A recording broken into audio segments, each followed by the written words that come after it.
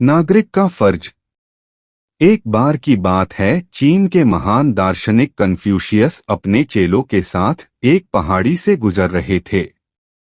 थोड़ी दूर चलने के बाद वो एक जगह अचानक रुक गए और कन्फ्यूशियस बोले, कहीं कोई रो रहा है। वो आवाज को लक्ष्य करके उस ओर बढ़ने लगे। शिष्य भी पीछे हो लिए। एक जगह उन्होंने देखा कि एक स्त्री रो रही है। कन्फ्यूशियस ने उसके रोने का कारण पूछा तो स्त्री ने कहा, इसी स्थान पर उसके पुत्र को चीते ने मार डाला। इस पर कन्फ्यूशियस ने उस स्त्री से कहा, तो तुम तो यहाँ अकेली हो, न तुम्हारा बाकी का परिवार कहाँ है?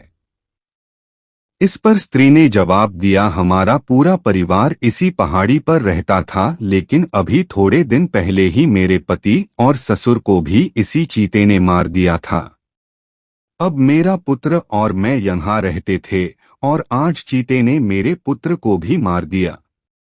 इस पर कन्फ्यूशियस हैरान हुए और बोले कि अगर ऐसा है तो तुम इस खतरनाक जगह को छोड़ क्यों नहीं देती? इस पर स्त्री ने कहा, इसलिए नहीं छोड़ती क्योंकि कम से कम यहाँ किसी अत्याचारी का शासन तो नहीं है, और चीते का अंत तो किसी न किसी दिन हो ही जाएगा।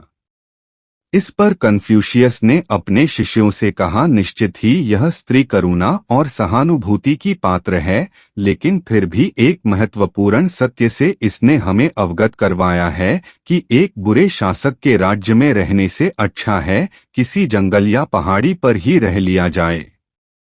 जबकि मैं तो कहूँगा, एक समुचित व्यवस्था यह है कि जनता को चाहिए कि ऐसे बुरे शासक का जनता पूर्ण विरोध करें और सत्ताधारी को सुधरने के लिए मजबूर करे और हर एक नागरिक इसे अपना फर्ज समझे।